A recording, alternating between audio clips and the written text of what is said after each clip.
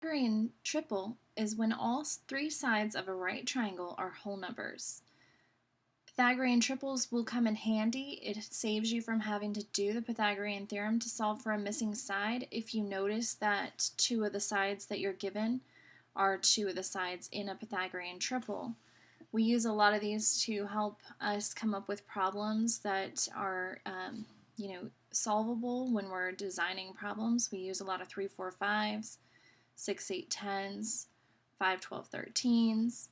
If you memorize the ones at the top, then you'll notice that you can multiply them by 2 or 3 or 4 or 5 or 10 and get another set of a Pythagorean triple.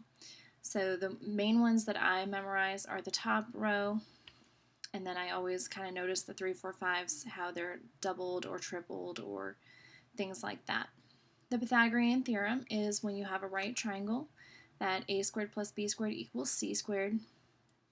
We're going to try to be in the habit of putting c on the left side when we do the Pythagorean theorem, just because when we're doing the converse, which is new this year, if you have it on the left side, it's going to you're going to need it on the left side to tell if it's acute or obtuse. So that will help you if you get in the habit of putting c squared on the left. I'm going to work out some basic Pythagorean theorem problems here. The hypotenuse of a right triangle has length of 12. One leg has length of 6.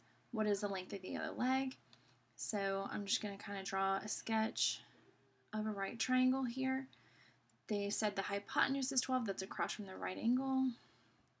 One leg, 6. Of course, watch for your units here. They didn't say centimeters or anything, so we're okay so far. And then we're trying to find the other leg. So we're going to plug this into Pythagorean theorem. A squared plus b squared equals c squared. Hypotenuse is the c squared. So 6 squared plus x squared equals 12 squared.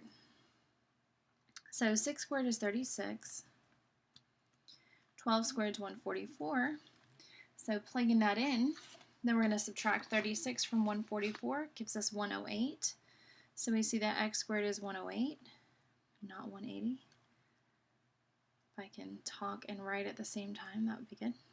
108. And then we're going to square root to get x alone. We do want simplest radical form, so when we're square rooting 108, it's like 2 and 54. 54 is 2 and 27. 27 is 3 and 9, and 9 is 3 and 3. We've got a pair of 3s, we've got a lonely 3, and we've got a pair of 2s right here. 2 times 3 makes 6, with the leftover 3 inside. So the missing leg is 6 root 3 units. So we do want to have simplest radical form unless they tell us otherwise.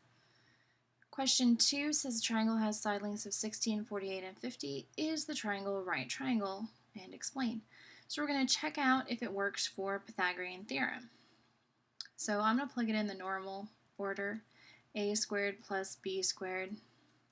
C, of course, would be the longest number, so c squared there. So plugging that in, 16 squared is 256. 48 squared is 2304. And 50 squared is 2500. And so when you combine these over here, you get 2560, which is not equal to 2500, so it is not a right triangle.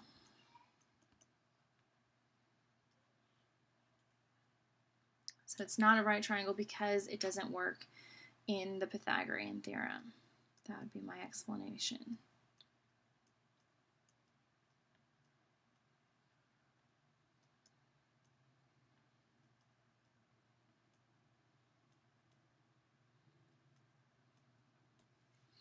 Now, number 3 here, we are finding a third whole number such that the 3 numbers form a Pythagorean triple.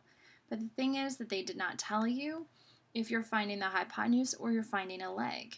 So I am going to show you this first one, and I'm going to show you finding as if we're finding a leg and as if we're finding a hypotenuse, just to show you the two options that you have here. Our goal is to have a Pythagorean triple, so we are required to end up with a whole number. So if we think that we're missing a leg, then we would have a leg like a squared B would be like the 20, and then 21 would be the hypotenuse because that's the longest one that we have right here.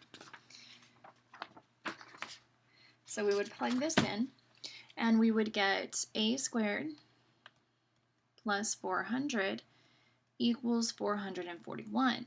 And we would continue solving and get a squared equals 41, and then when you square root 41, you do not get a whole number. So we would get a leg of about 6.403. Well, this is not a whole number, so it does not work for a Pythagorean triple. So we are not finding the leg. So then we would have to test finding a hypotenuse, and then hopefully the hypotenuse will be a whole number.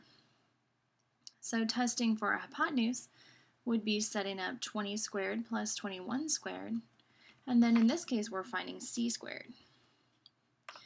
So it's pretty much like guess and check, but there's only two choices. So when you add these together, 841, and then when you square root that, you get 29. So you do get a whole number when you square root in this part, so 29 is the missing number that you need to make it a Pythagorean triple. So we would like for you to try the one on the right side on your own.